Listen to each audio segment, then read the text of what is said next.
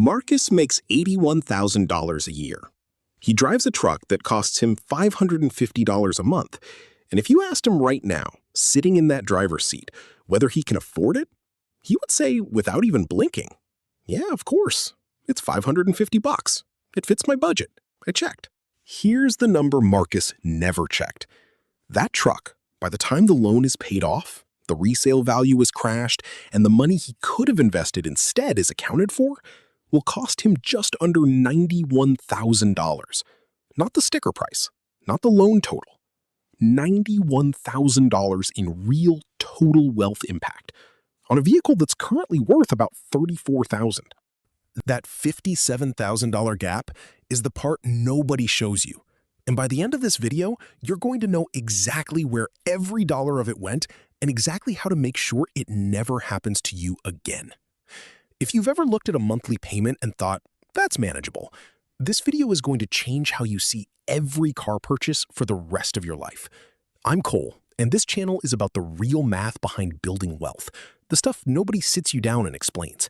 If that's useful to you, hit subscribe, because we do this every single week. Let's start with the myth. The myth is this: the cost of the car is the loan payment. That's the number everyone budgets around.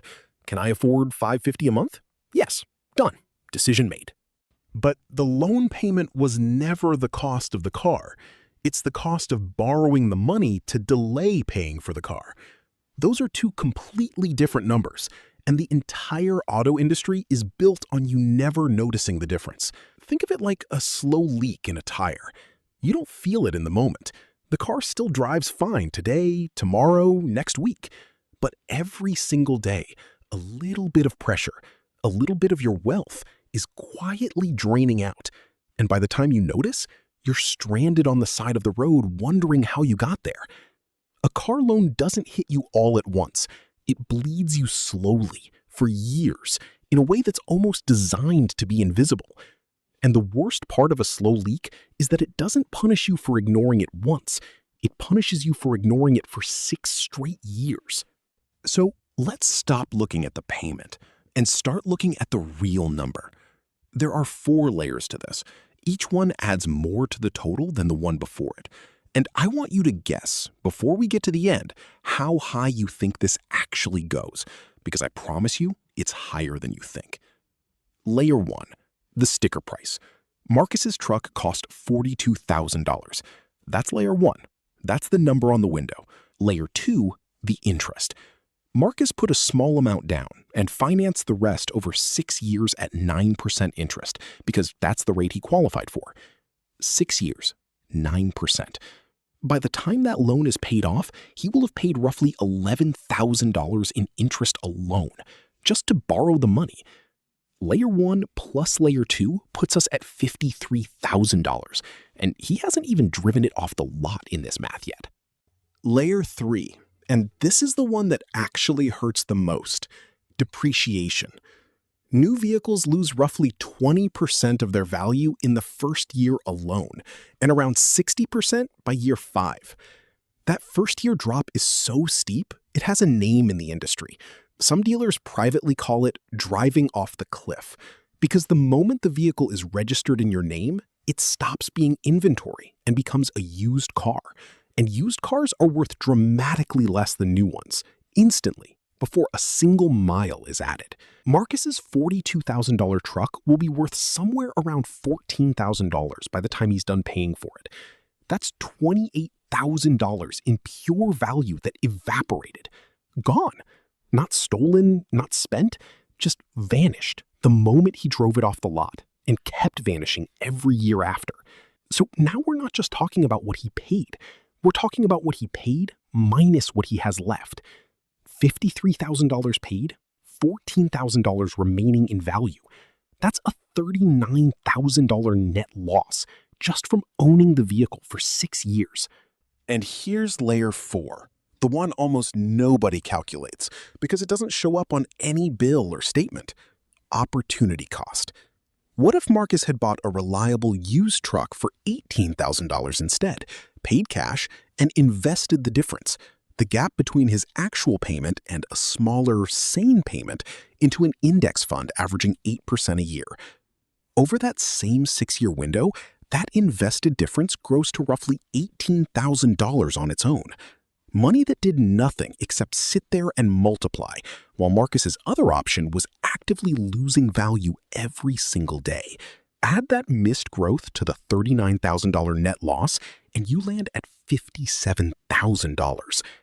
$57,000 separating the version of Marcus who financed a new truck at $550 a month from the version of Marcus who bought smart and let the difference work for him. Same guy, same income, same 6 years. $57,000 difference in where he ends up. Now, let's look at Jake, because Marcus isn't the only version of this story, and Jake's case shows you how much worse this gets when the numbers creep just a little further. Jake makes about the same as Marcus, but Jake leased a slightly nicer SUV, rolled negative equity from his last vehicle into the new deal, and stretched the term out further to keep the payment under $600. Jake's 4-layer number doesn't land at $57,000.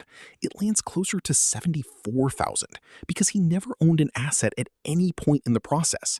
He was renting depreciation the entire time and paying interest on a car he'll never build equity in. 2 people, 2 payments that both felt reasonable, 2 wildly different outcomes, and neither of them ever saw the real number until right now. Now let's flip the script entirely and look at Carol, because Carol is proof this isn't about willpower or income.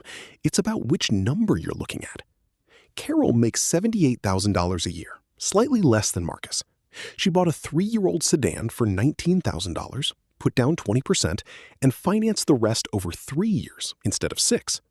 Her payment was actually higher than Marcus's in the short term, around $610 a month. But because the loan was short, the depreciation had already happened to someone else before she bought it.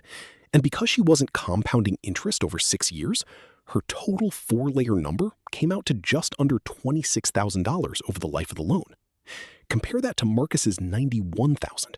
Same rough income, higher monthly payment on paper, and still a $65,000 difference in outcome, because Carol was looking at the total cost of ownership, and Marcus was looking at whether the payment felt fine. That's the pattern hiding underneath all of this. The size of the monthly payment tells you almost nothing about the size of the financial decision. It's the least useful number in the entire transaction, and it's the only number most people ever look at. Here's the part that should really bother you. This isn't an accident. This is engineered. Dealerships don't sell cars based on price anymore. They sell based on monthly payment because they know that human beings are terrible at evaluating a $30,000 number, but very good at evaluating a $500 number. So the entire sales conversation gets shifted. What payment are you comfortable with is the question, not what can you actually afford to lose in value over 6 years, because the second question, nobody would say yes to. Walk into any dealership finance office and watch what happens on the screen in front of you. It shows one number, large in the center, the monthly payment. It does not show total interest paid. It does not show projected trade-in value in year 3. It does not show what that money could have become if it went somewhere else. That's not a coincidence. That's a user interface built by people who understand behavioral psychology better than most of their customers do. Lenders extend the loan term, 6 years, 7 years now, some even pushing 8, specifically to shrink that monthly number and hide the real cost inside a longer timeline, where the total interest quietly climbs even as the payment feels smaller. The term, the longer you stay underwater, owing more than the car is worth, which means the longer you're trapped into the next loan, the next trade-in, the next cycle. It's not that anyone's lying to you. It's that the entire system is optimized around the one number that hides the truth and away from the ones that reveal it. And there's a social layer to this too, one that has nothing to do with math and everything to do with why the math gets ignored. A new truck in the driveway signals something. It says, "I'm doing fine," to neighbors, to coworkers, to family at the holidays. Nobody's driveway broadcasts their index fund balance. So the visible decision, the shiny, depreciating one, gets weighted emotionally far more than the invisible decision, the one quietly compounding in an account nobody will ever see. You're not just financing a vehicle, you're financing a signal. And signals are expensive precisely because they're designed to be seen, not because they're designed to build wealth. And this is exactly why the payment is manageable is the wrong question. The right question is, what is this decision going to cost me in total over the entire time I own this thing? And what else could that money have done for me instead? So here's the reframe, and here's what you actually do with this. Rule 1, never finance a depreciating asset for longer than you plan to keep it, and never longer than 4 years. Full stop. If the payment only works at 6 years, the car is too expensive for you, not the other way around. Rule 2, put at least 20% down, because that's the amount that roughly offsets first-year depreciation and keeps you from ever owing more than the car is worth. Rule 3, before you sign anything, calculate the 4-layer number: sticker price, total interest, projected depreciation, and what that monthly difference could grow into if invested instead. If that number doesn't sit right with you, the payment being affordable doesn't matter. It was never really about the payment. One more rule, and this one's uncomfortable.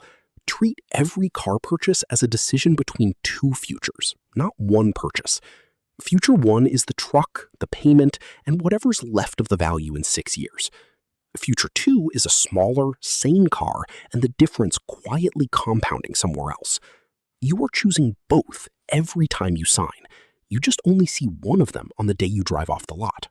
And if you're sitting there right now already locked into a 6-year loan on the depreciating truck, this isn't a video about shame. It's a video about the next decision.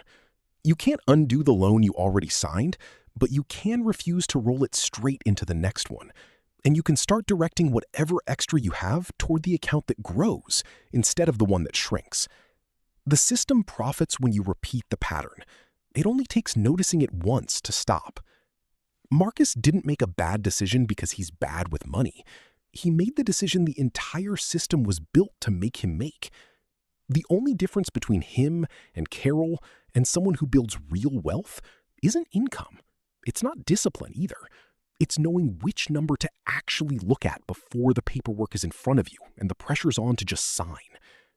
If this shifted how you think about your next car purchase, subscribe, because next week we're breaking down the number that decides whether you can actually afford the house you're looking at, and it's not the one your mortgage lender tells you.